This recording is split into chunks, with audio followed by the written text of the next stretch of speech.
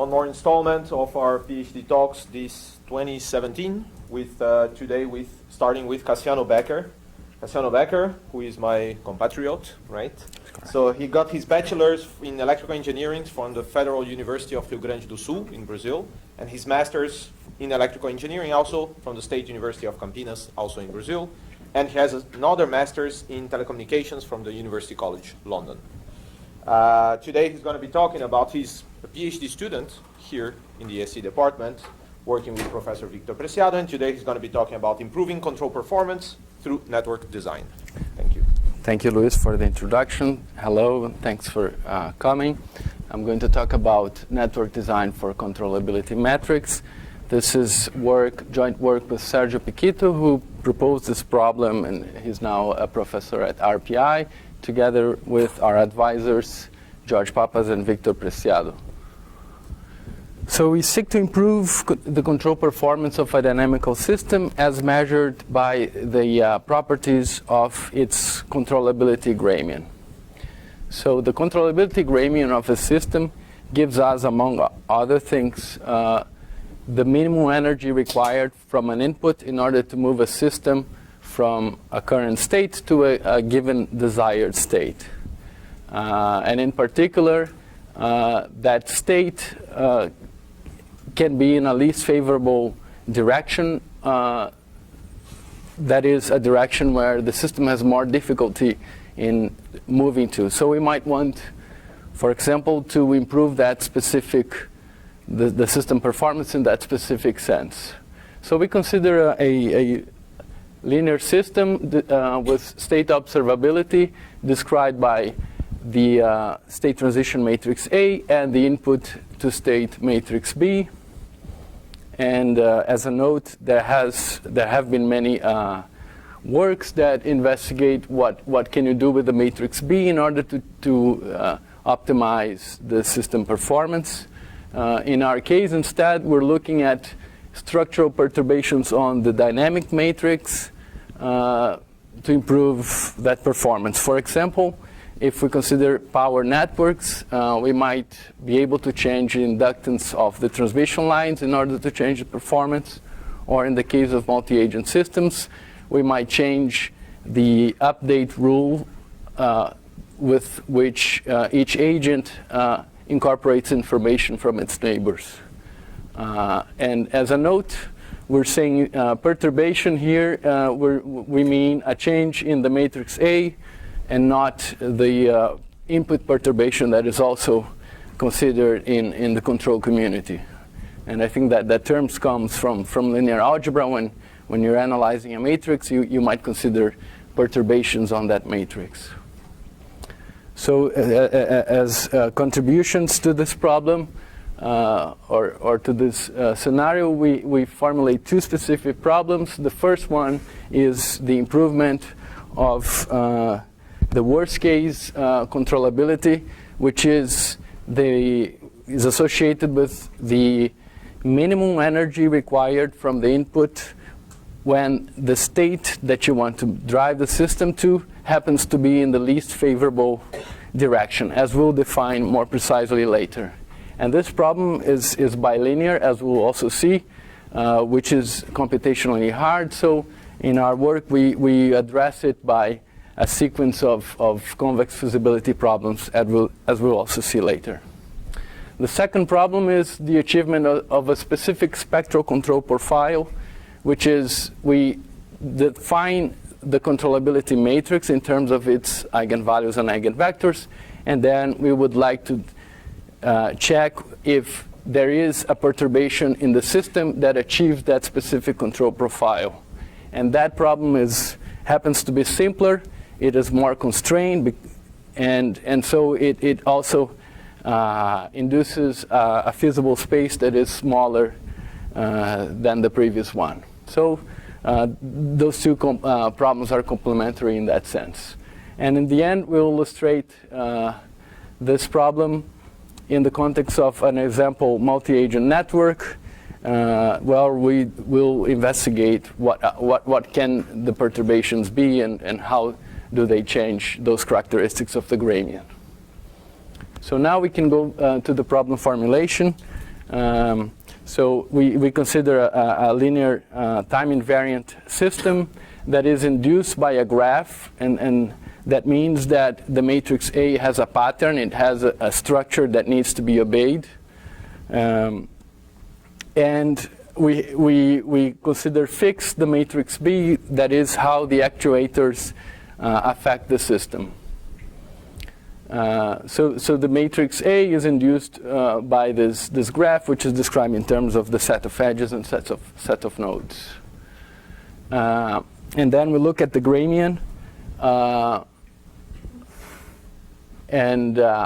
So as I mentioned, the Gramian defines the minimum energy, and the energy being defined in terms of this sum of the input here, of the norm of the input. The Gramian, it is the inverse of the Gramian that gives us that energy. So, and that energy will depend on what is the final state that you want to achieve. So this is the finite time Gramian. We consider the infinite time controllability Gramian because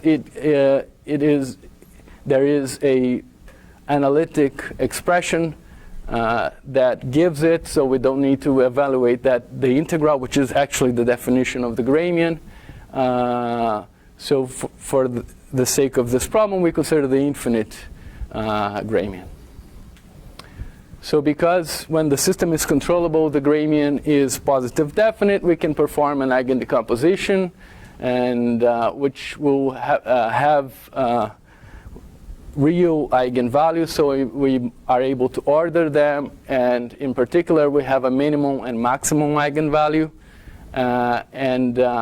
So if we look at the previous expression here, and we perform an eigendecomposition of the Gramian, we'll see that if the final state happens to be aligned with the eigenvector associated with the smallest eigenvalue, then that's the worst case. That is the direction in the state space that will require more energy from the input.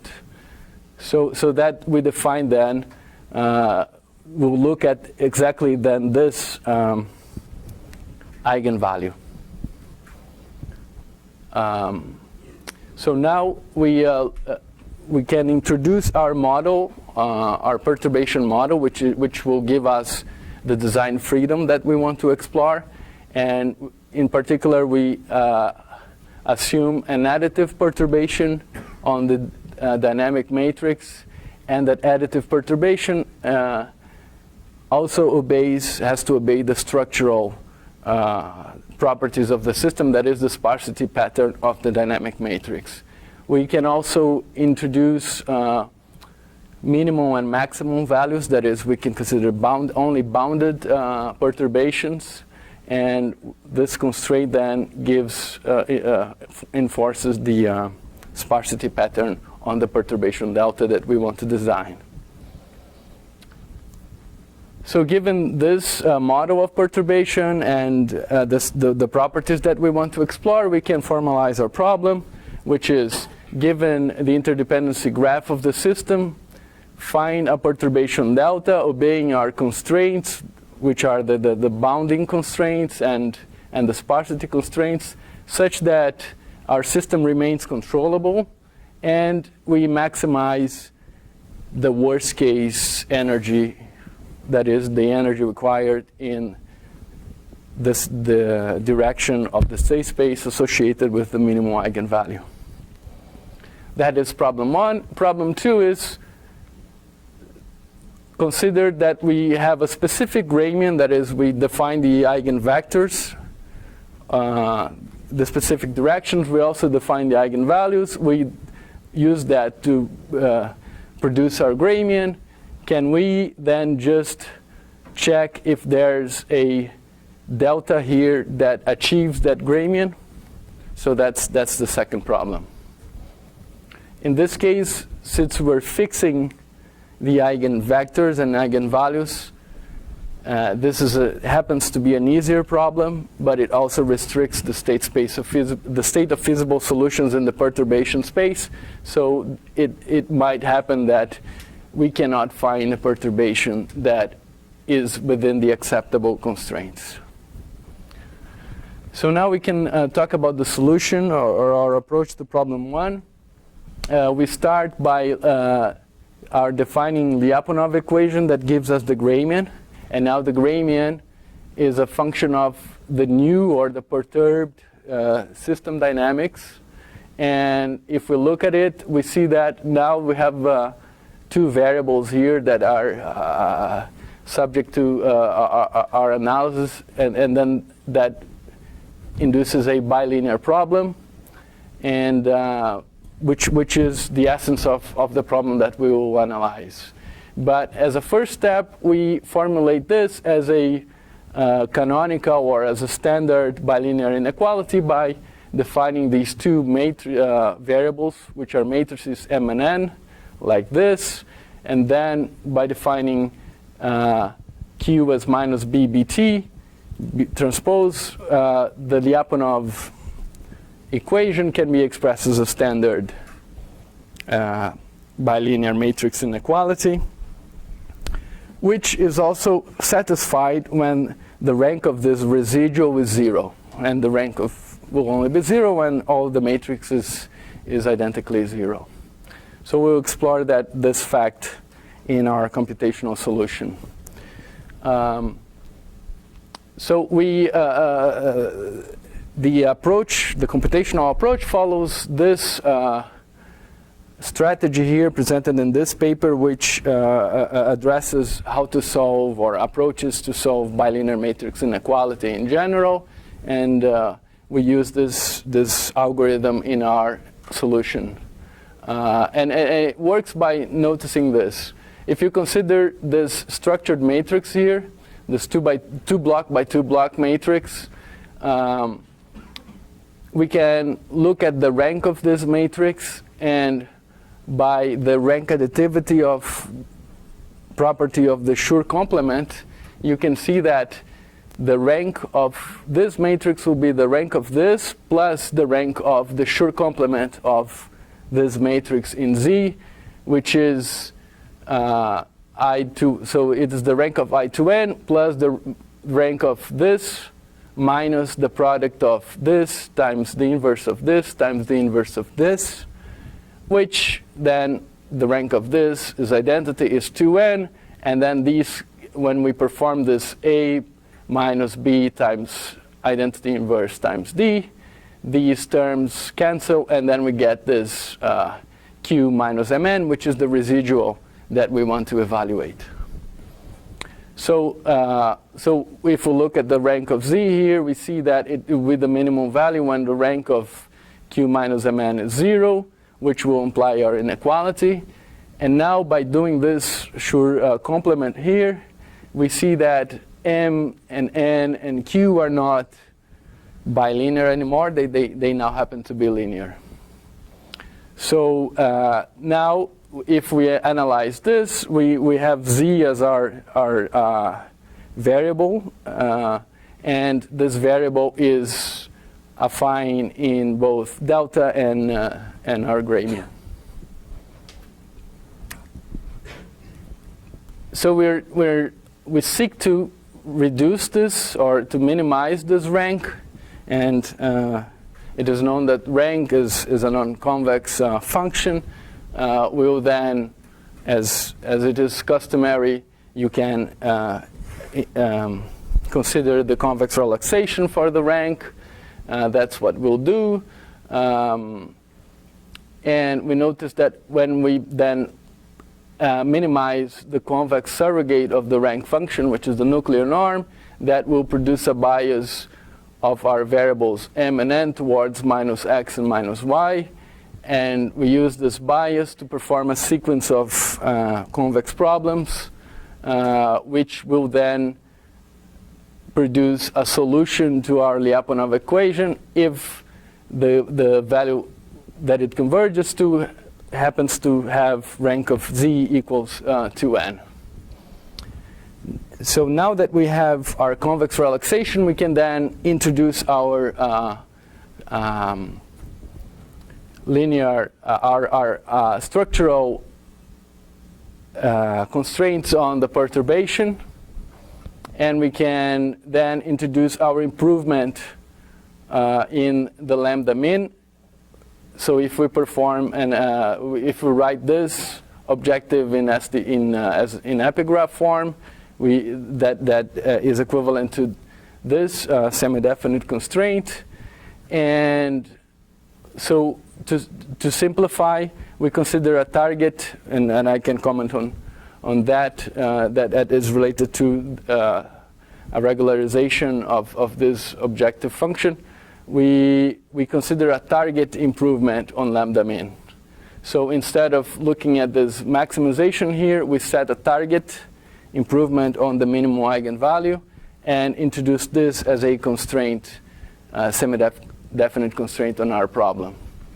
So so our approach for solving then, for achieving, for increasing the minimum eigenvalue of the system then consists of solving a sequence of convex problems which have the nuclear norm of that structured matrix Z as an objective, plus the affine constraints on the delta matrix that we have here, and the improvement constraint on the minimum eigenvalue.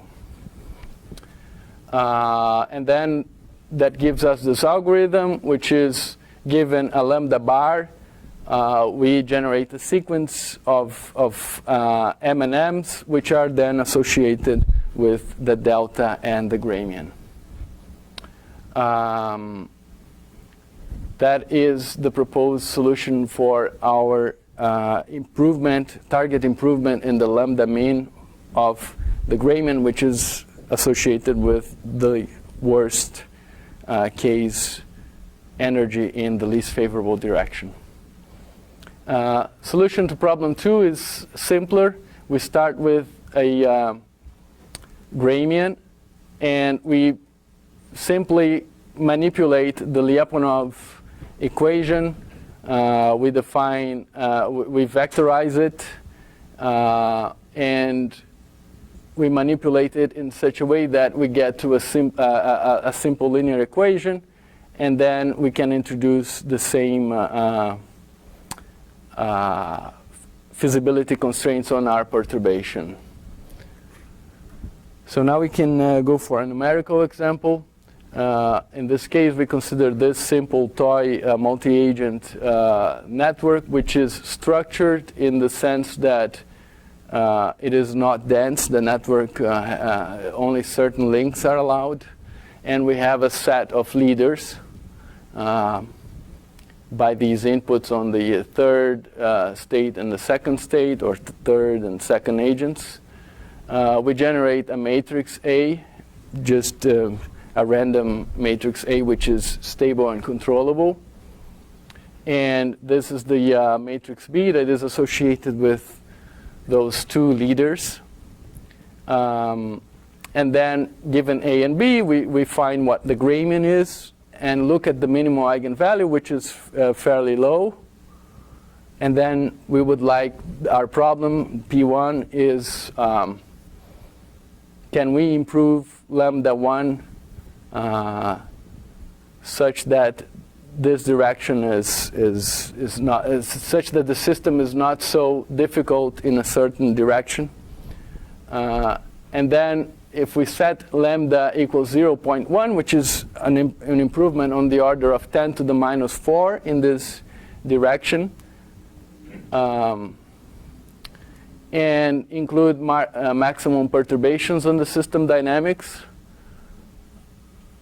if we run that algorithm, we then can see we follow the residual of the bilinear equality constraint. That's the relative residual. So that's the sequence, and then here we can see the log of our initial minimum eigenvalue to the target eigenvalue, and then that shows that we achieve that desired improvement.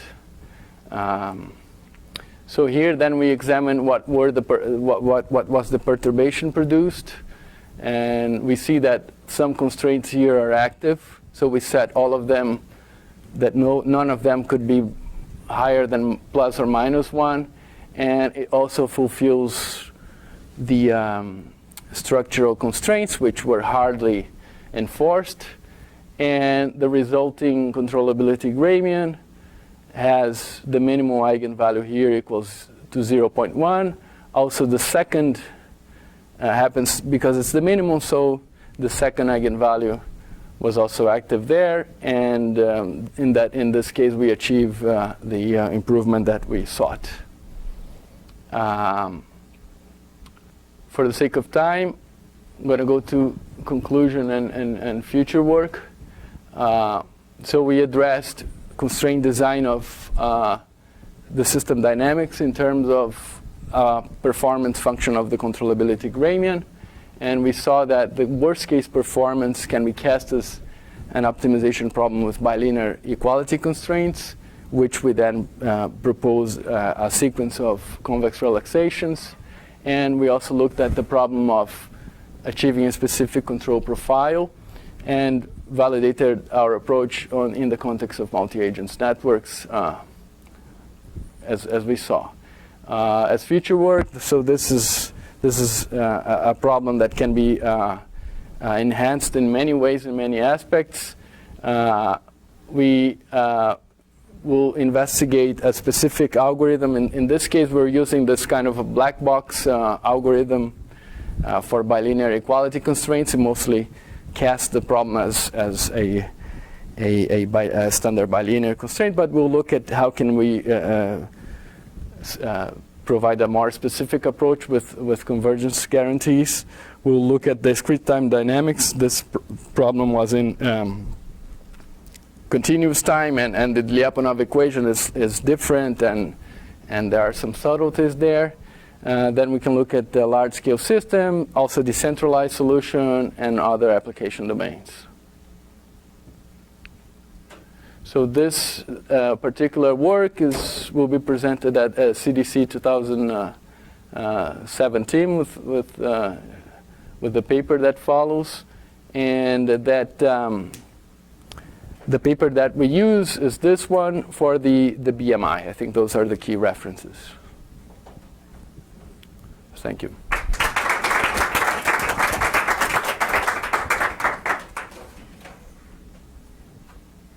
Any questions for the speaker?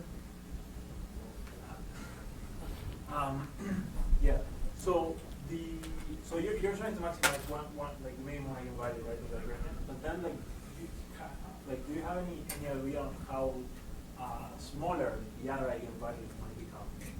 So that's the minimum. So that when we improve it, it will keep being the minimum. No, of course. But like other directions, maybe they were very, very easy to control.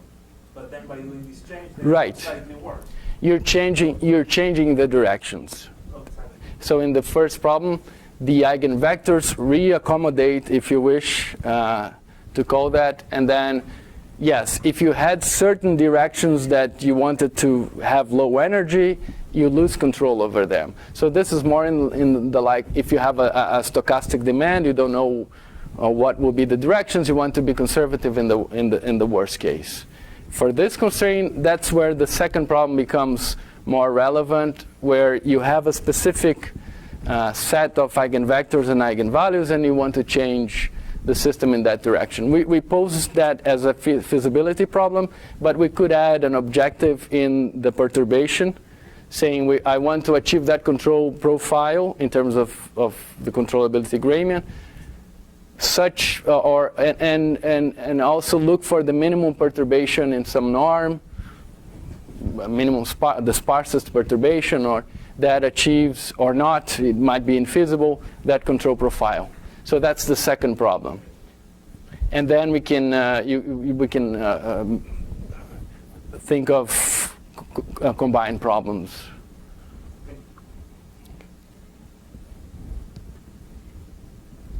So I have a question about the black box algorithm that you use. Do they have any convergence results on that, or? They have a convergence result, which is a convergence in the non-convex way of saying it will converge, but because the problem is non-convex, it's Yes. So that's the type of convergence that they provide. And the reason why we set a target lambda instead of just trying to maximize it is that if you include the maximization of the lambda in the objective, then you would get a regularization type of problem where you have two objectives. One is to minimize the residual of the rank, and the other is to maximize the minimal eigenvalue. And that was our first approach, but then you get in those sorts of arguments, what is the lambda, how to rate those two objectives, and in practice it didn't provide good results, so we prefer to say pose a minimum eigenvalue, and then you follow, your goal is to achieve that by tracking the residual. Any other questions? Let's thank the speaker one more time. Thank you.